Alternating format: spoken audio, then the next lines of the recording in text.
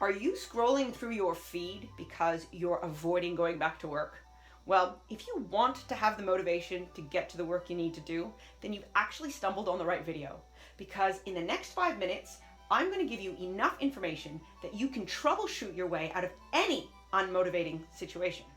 Now, spoiler alert, I'm not going to give you some random emotional story about how some person who may or may not be real has overcome their adversity and risen to the challenge and somehow expect that because they did, you will too. And I'm also not going to cheerlead you on and say you can do it and all you need to do is discipline and find your energy and that kind of stuff, because the fact is sometimes our motivational issues are real issues and it's not just about energy or inspiration. So that's why this video is going to give you a brief overview to understand the mechanics of motivation so that you can troubleshoot your way out of any unmotivating situation and love what you do. So if you're ready for that, let's get started. People are motivated when two things are in place. First, when they feel appropriately rewarded for what they are doing, and second, when they have what's called a sense of agency in what they are doing. Let's start with rewards. There are 3 types of rewards that people usually go for.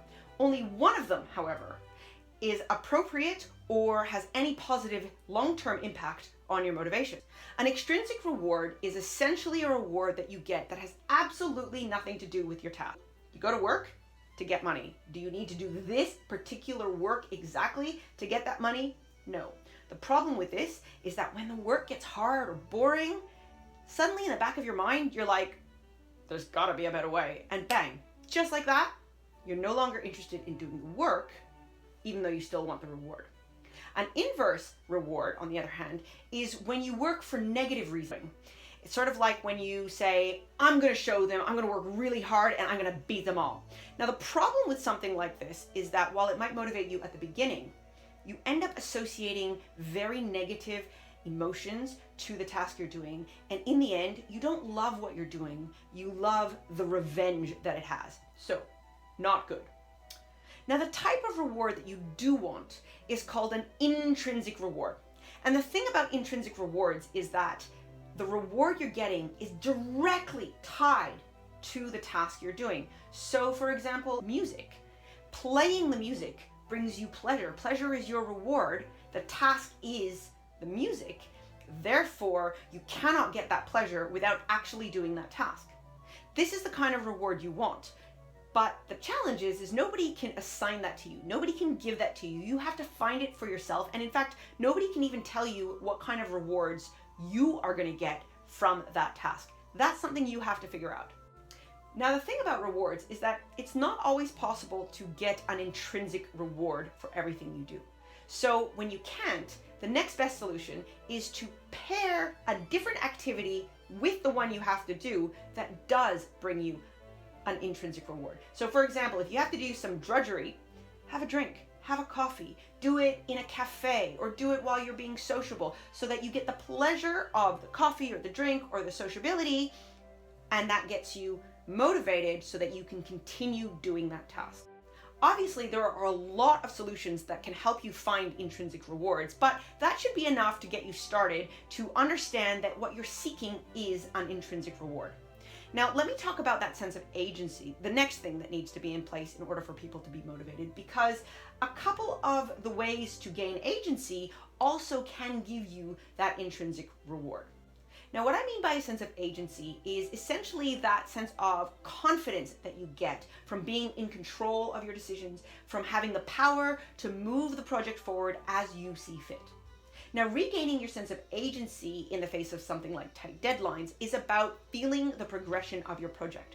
So one solution, and there are many, would be to always finish your work knowing exactly how you're going to start for the next one. That way, when you start, you don't mess around trying to change your mindset. You know exactly how you're going to proceed, and you hit the ground running when you do get back to it.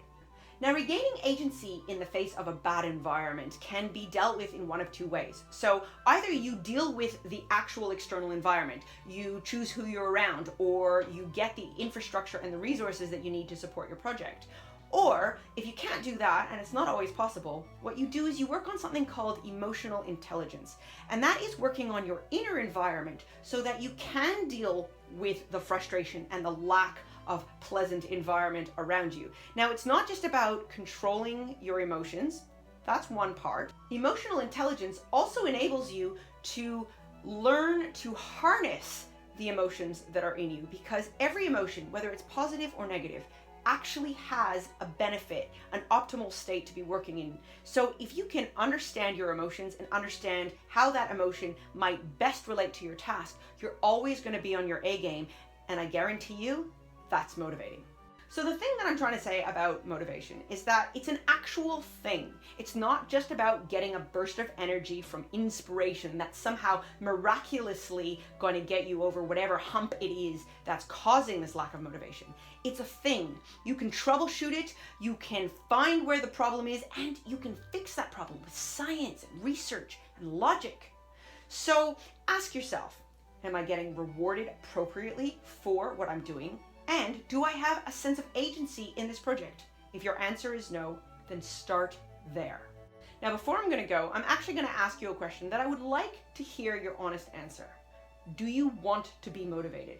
Because if you do, I have just given you the tools to get your motivation back so you can conquer any unmotivational situation. Now, go back to work and love every moment of it. Hi, Miri here. If you found that video inspirational, well, go get stuffed. It wasn't meant to be. It was meant to be informative. I'm not here to be your personal cheerleader. I'm here to give you the tools so that you can be your own personal cheerleader, because that is so much more powerful. I'm here to keep this conversation going so that you can gain the necessary skills to troubleshoot your own motivation. So if you want to keep this conversation going, like, subscribe, let me know in the comments below what you'd like me to discuss next, and more importantly, be creative and be empowered.